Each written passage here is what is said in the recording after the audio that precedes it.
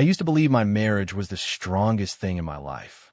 It wasn't perfect, no marriages, but it was my anchor, my sense of safety in a world that often felt unstable. We met when we were barely adults, back in university, surrounded by textbooks, late-night study sessions, and the kind of naive hope that makes you think love can conquer anything. She was magnetic.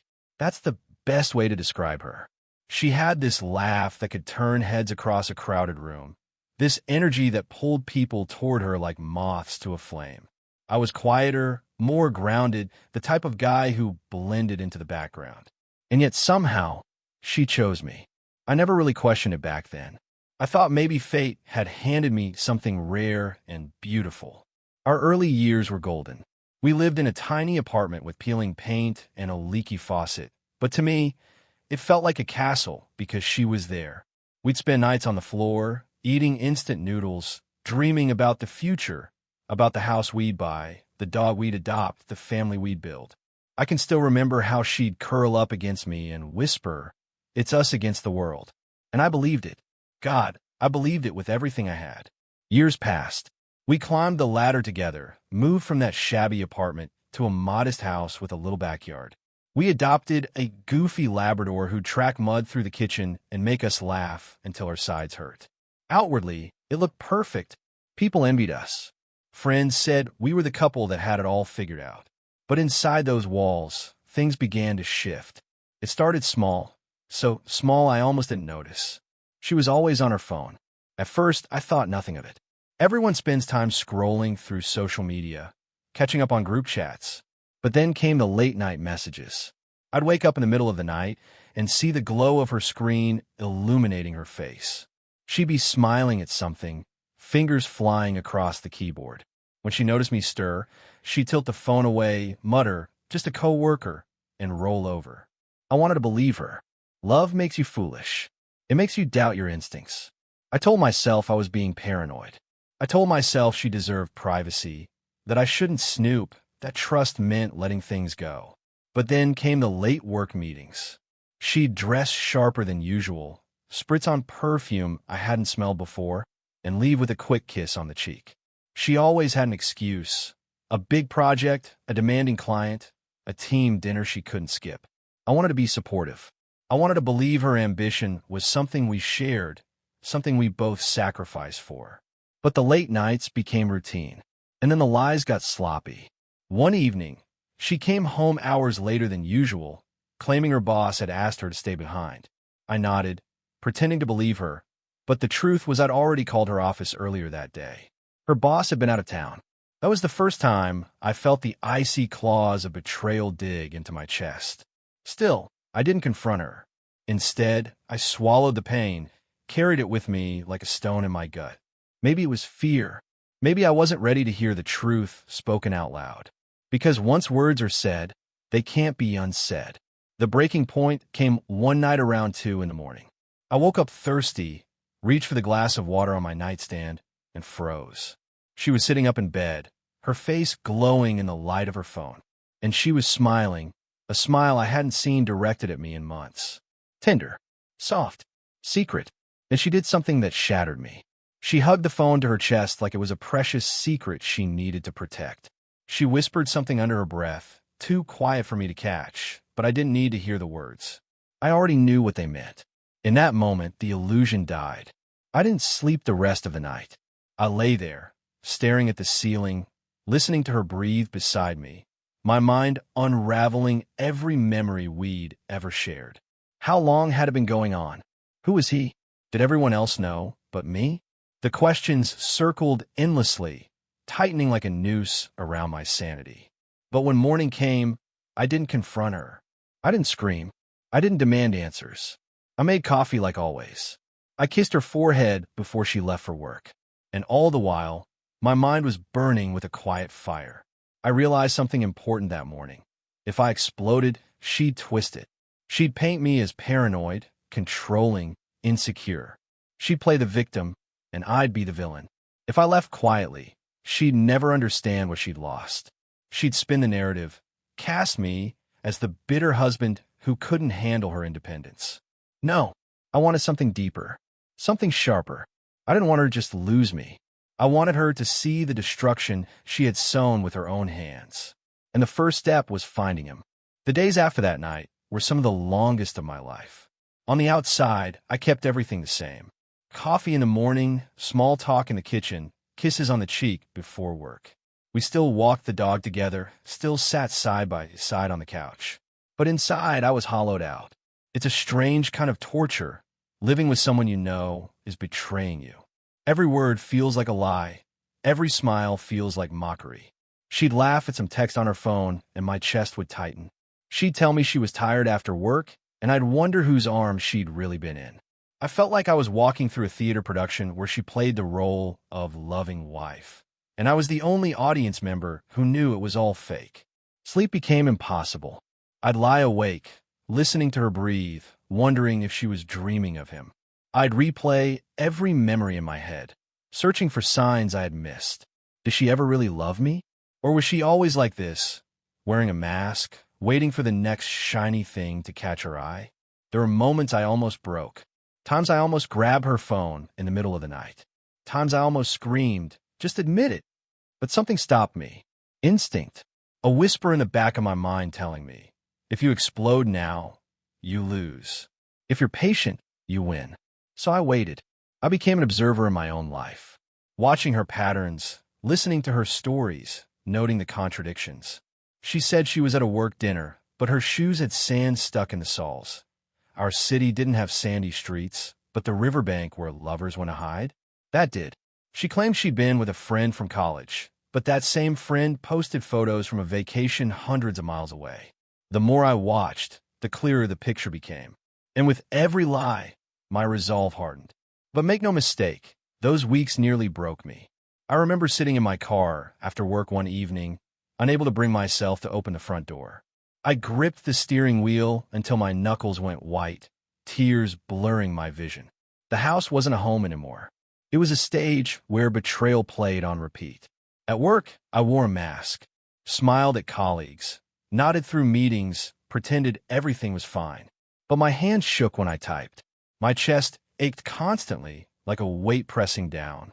I started skipping meals, the thought of food making me nauseous. And then came the paranoia. Every time she touched her phone, my heart raced.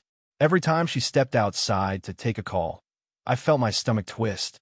I began to question myself. Was I losing my mind? Was I inventing all this? But then I'd remember the look on her face that night in bed, the way she hugged her phone like a secret lover, and I knew I wasn't crazy. The worst part? She still looked at me with those same eyes she used to, warm, affectionate, believable. She still kissed me goodnight, still said, I love you, before heading out the door. And every time, I wondered how someone could lie so effortlessly, so convincingly. That's when I realized she wasn't just cheating, she was performing, and I was the unwilling audience. But performers slip. They always do. One Saturday afternoon, she said she was meeting coworkers for a team-building lunch. Something about the way she said it. It was too casual, too rehearsed. So I followed. Not closely, not enough to be obvious. Just far enough to see her turn into a hotel parking lot instead of the restaurant she'd named. I sat in my car a block away, my heart pounding so hard it hurt. Minutes ticked by. Then there he was, a man I didn't recognize, walking quickly, glancing around like a thief. He slipped into the hotel lobby where she had disappeared minutes earlier. I didn't need to see more. My suspicions were confirmed. But still, I didn't confront her. I drove home, sat in the silence of our living room, and felt something inside me change. The grief began to harden into something sharper. Not anger, not yet, but a cold determination. She thought she was clever. She thought she was untouchable. She thought I was blind. But she had no idea what I was capable of when pushed too far. That night, as she slipped into bed beside me smelling faintly of perfume that wasn't hers, I kept my breathing steady and my eyes closed. She whispered, "Good night, love," like nothing had happened. And I thought to myself, you've already lost me. You just don't know it yet. The night I followed her to the hotel was the night the tide shifted. Up until then, I was drowning, barely holding myself together under the weight of her lies.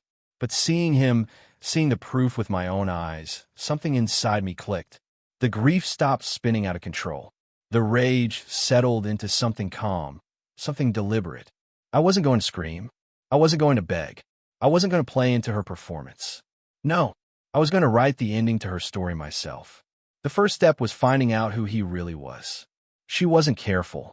That was her weakness. She thought she was smarter than me, that I was too trusting to suspect a thing. But she underestimated how observant I could be when I stopped being blinded by love.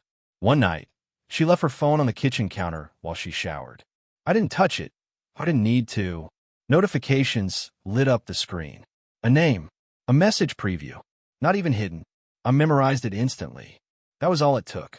A quick search. Social media profiles, work websites, tag photos. He was everywhere, smiling in office party pictures, posing with friends, boasting about his promotions. He was successful enough to be confident, but not careful enough to cover his tracks. I knew where he worked within hours. The idea of confronting him right then burned in my chest. I imagined storming into his office, demanding answers, breaking the illusion she had spun for him. But then I stopped. That would give her control. She'd twist it, play the victim, turn him against me. No, I needed to be smarter. So I waited. I watched. And I planned. For weeks, I lived a double life. By day, I was the same husband she thought she had under her spell. I smiled, made small talk, walked the dog, even asked about her late meetings. By night, I dug deeper into her lover's world. I learned his routines, the bars he liked, the friends he spent time with. I didn't need to stalk him in person. The internet told me more than enough. The more I learned, the clearer my path became. I wasn't going to fight him. I wasn't going to warn him off. I was going to show him who she really was. Piece by piece, truth by truth. The opportunity came one evening outside a cafe downtown. He was standing there, phone in hand, scrolling absent-mindedly. I felt my pulse in my throat as I walked up to him. My palms were damp, but my face was calm. "Are you his name?" I asked. He looked up, startled. His eyes narrowed instantly. He knew who I was before I even said it. His body tensed, like he was bracing for a punch. "Relax," I said evenly, raising my hands. "I'm not here to fight. I just want to talk." He didn't trust me. Why would he? But curiosity kept him rooted. We sat at a table outside. I ordered us both coffee. He smirked at me, the kind of smirk that said he thought he'd already won, that I was pathetic, that I was the desperate husband clinging to the scraps of a woman who didn't want me. But that smirk didn't last. "Did you know," I began quietly, "that she changes her story every month about why we fight?" His smirk faltered. "Did you know she promises me children, while telling her friends she hates the idea of family?" His brows drew together. "Did you know her credit cards are maxed out, and I've been covering the debts while she pretends she lives this glamorous life?" That one landed. His eyes flickered. Doubt. I didn't shout. I didn't accuse. I simply laid out facts like laying cards on a table, each truth a blade, slicing away at the fantasy she had spun for him. At first, he tried to dismiss me. "She told me you'd say things like this," he muttered. But even as he said it, I saw the hesitation, the cracks forming, and cracks spread quickly. Over the following weeks, we spoke more. Sometimes by chance, sometimes because he reached out. At first, it was curiosity. Then it was suspicion. And finally, it was realization. She told me she couldn't see me last Friday because she was sick, he admitted once, his voice low. "But now I wonder, was she with you?" I didn't answer. I didn't have to. The silence said everything. The irony was almost poetic. She thought she had two men wrapped around her finger, two men fighting for her. But the truth? We were unraveling her lies together, piece by piece, story by story. He told me things too, lies she had spun for him, promises she'd made, secrets she'd whispered. And every time, I recognized the same patterns, the same manipulation she'd used on me for years. One night, he looked at me differently. Gone was the arrogance, the smugness. His eyes were tired, his voice softer. "I thought she was an angel, and you were the monster," he said quietly. "But now, I see it's her. She wears masks." That was the moment the plan crystallized. I didn't need to scream. I didn't need to expose her publicly. All I had to do was let the truth breathe. Because the truth, once it takes root, spreads like wildfire. And soon, it would consume her entire world. The irony was exquisite. While she strutted through our house like an actress convinced of her standing ovation, her entire stage was already collapsing behind the curtain. She thought two men were tangled in a battle for her love. In reality, we were already standing side by side, exchanging truths like daggers, stripping away her masks one by one. But I stayed quiet. That was the beauty of it. I didn't need to raise my voice. I didn't need to war her. I let her keep lying, keep spinning her stories, keep believing in her little empire of deception. Every day, she tightened the noose around her own neck. When I finally left, it was with the kind of calm that scared even me. No shouting, no accusations, no tears. I packed my things one quiet Sunday morning while she was out running errands. Each shirt folded, each book placed carefully in a box. The dog wagged his tail, confused but loyal, following me from room to room as if sensing the final act was near. When she came home, arms full of shopping bags, she froze in the doorway at the sight of my packed suitcase.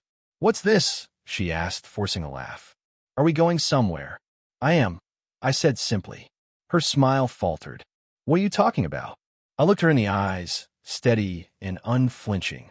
"I know. About him. About all of it." For the first time in years, she didn't have words. Her mouth opened, then closed. I saw the calculations in her eyes, the quick scramble for a story, an excuse, a way to turn this around. But I didn't give her the chance. "I'm done," I said, my voice calm, almost gentle. "No fights, no screaming. I'm just done." I picked up my suitcase and walked out the door, leaving her standing there in stunned silence. She thought she had won. She thought she was free to dive headfirst into her lover's arms, that I'd slink away like a beaten man while she lived happily ever after. She probably even imagined the smug conversation she'd have with him, mocking me for how easily I gave up. But reality had other plans. Because while she believed she had secured her new future, her lover was already unraveling. He'd seen too much, heard too much. The doubts had grown roots. The fantasy she sold him now tasted like ash. Weeks passed. I rebuilt my life quietly, moved into a small apartment, adopted a new routine, breathed without the weight of her lies pressing down on me.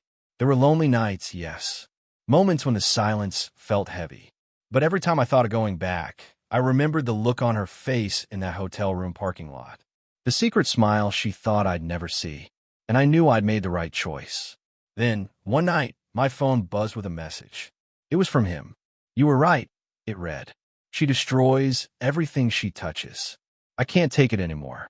I sat there staring at the screen, a slow smile spreading across my face. She hadn't just lost me. She had lost him too. The fallout was swift. She tried to call me, left voicemails dripping with rage and desperation. "How could you leave me? After everything we built? You're making a mistake." The tone shifted daily, some days venomous, some days pleading. But they all had one thing in common. They reeked of fear. Because for the first time, she was truly alone. No husband to cover her debts. No lover to stroke her ego. No one to admire the performance she had worked so hard to perfect. Just her, in the silence she had created, surrounded by the ruins of her own lies. As for me, I walked away with my dignity intact. No public scandal, no messy confrontations, just a quiet exit and a perfectly timed truth bomb that detonated in her hands. That's the thing about revenge. People think it's about shouting, about dramatic gestures, about public victories. But the sweetest revenge is quieter. It's patient. It's letting them destroy themselves with the very tools they use to hurt you. In the end, she was left with nothing but her own reflection. And me? I was free.